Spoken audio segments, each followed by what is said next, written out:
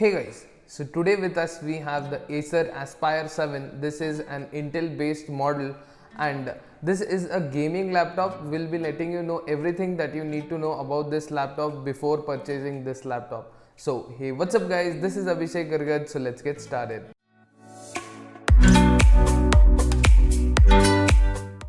Now let's just speak about the build quality on this laptop. For this laptop we have the all plastic design, but unlike the other laptops, this does not feel that cheap in your hand.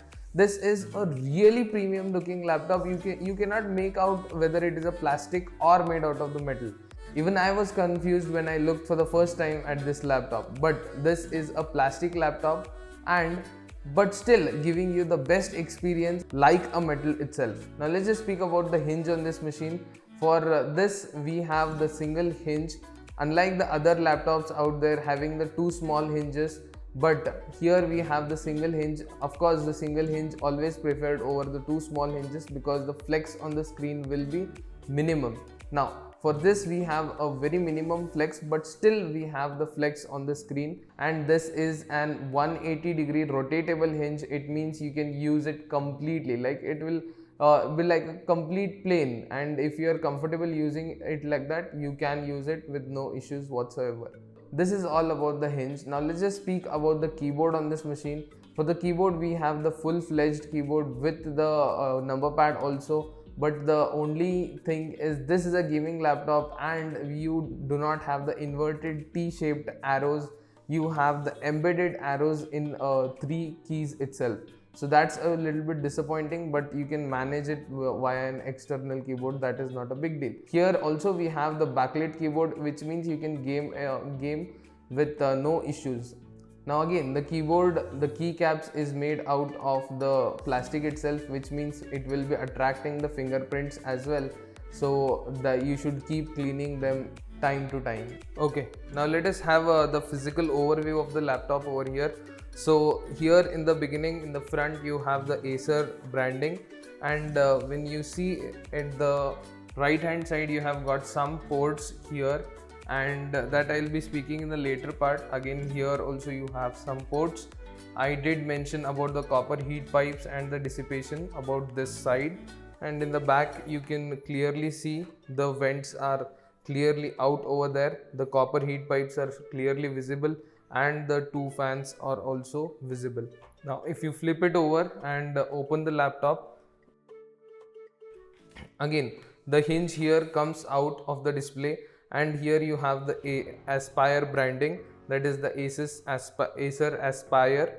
Now once you open the laptop, again this is an 180-degree rotatable hinge. It means completely flat. It can be completely flat out there, and if you take the overview, you can just keep the hinge wherever you want, which will give you the comfortableness that you need. Again, for the keyboard, as I have mentioned already, this is a full-fledged keyboard which is having a number pad as well, but the inverted T-shaped arrows are missing. That is compromisable. And here you have some of the stickers like the Intel 9th Gen GTX graphic card, and here you have some of the key features, that is backlit and so and so. Now let's just take the look of the screen. Here you can take a look. This is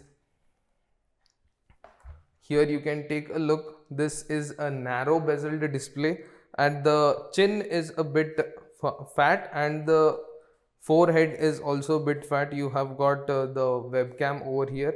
For the trackpad, you can see over here, here's an embedded fingerprint scanner, and this is the trackpad that we will be using. And you do not have a separate power button for this. The power button is embedded into the keyboard itself. So this is all the physical overview of the Acer Aspire 7.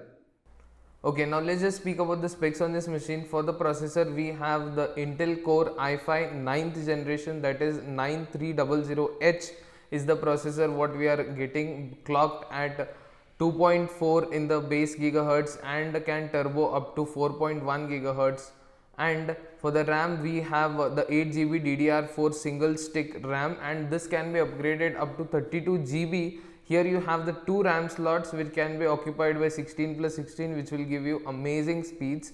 And moving on further, for the storage we have the 512 NVMe M.2 SSD, and the disappointing thing about this laptop is that you do not have an empty 2.5 inch SATA drive. You have to like put in a 1 terabyte of SSD. That is the maximum support what we are getting from the Acer itself.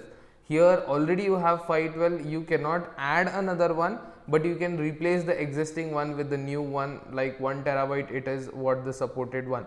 So for the graphic card we have the NVIDIA GeForce GTX 1650. This is having an GDDR6 VRAM, that is 4 GB of VRAM. That is really good. You can play all AAA titles in a butter smooth. You can also make use of this graphics if you are a designer or a 3D modeling render, and that is really amazing because the graphic card is capable to handle whichever processes you throw at it. So this is all the overview and the specs about this laptop. Now for the display, here we have the 1920 by 1080 pixels. That is what the resolution we are going to get with this display. I personally like this display. Here we have the 60 Hz refresh rate, and you have the bezel-less display. That it is a narrow bezel display what the Acer is claiming over here, but still you have got some bezels itself. That is a bit of awkward in a gaming laptop, but nothing can be done about that. But still the screen is, I love the screen. You can even color grade or edit your videos, because I did not find the viewing angles are really good. For the battery, we have the 48 watt hours battery on this laptop. The company claims it to be around 8.5 hours of usage on full charge, but according to my testing, I did get around 5 hours on an average usage, like 80% of the brightness, and doing some regular works like typing and some video editing as well, very basic video editing as well. And for the brick, we have the 135 watts of charger, which will quickly charge up your laptop, and that is really amazing, right? The charge cannot stay up there. They have put in a stronger brick. That is really good in my opinion, and this charges really quickly. And the main problem here is the battery isn't enough to power all the components inside there. You have the 1650 graphics card with GDDR6 RAM, and again you have the i5 9th generation inside there, but still you have the 48 watt hours of battery inside there. But I don't think so the battery will be enough to power all the things whatever we have inside over there. On the left side we have the first RJ45 pin, then an HDMI pin for external display, and we have the type C Gen 1. The type C port what we have here is the Gen 1, and two USB ports we have, that is 3.2 Gen 1, which will give you amazing speeds. On the right hand you have just one power adapter wherein you charge your laptop, and another is a single 2.0 USB type A. That is all the connectivity. Here you have a high speed wireless network, that is Wi-Fi. That will give you much freedom while gaming. So that is all about the connectivity. Battery. Now let's just speak about the gaming performance on this machine. So I did test GTA 5, Assassin's Creed Black Flag 4 and Far Cry 5 as well. So the test was really amazing. The laptop did not heat up that much. I expected it to heat up because I was playing GTA at high settings with 1920 by 1080 res, and at this resolution as well. The GTA 5 was successfully shelling out a constant FPS of 30, and from low to medium settings it was easily shelling out that 60 FPS mark, and it was really good gaming experience. The good graphics card, a good processor and a good screen, when all these three are combined, the gaming experience comes out to be really good. There is a small suggestions for all the gamers out there. Please do not game on this laptop without the charger plugged in. It undercuts the performance when it switches to the battery, so do use a charger before you begin with the gaming. If you ask me what did I like the most in this laptop, the most thing I liked is the build quality. Despite of being a plastic build, it was feeling so premium to me, and I was really happy using this laptop. And even the screen and even the display on this is really amazing. The viewing angles are great. I enjoyed gaming. If you are enjoying watching this video, a thumbs up and the subscription would be appreciated. So that is all. Thank you for watching. Hey, what's up guys? This is Abhishek Garagad. Stay healthy, stay safe. See you in the next video.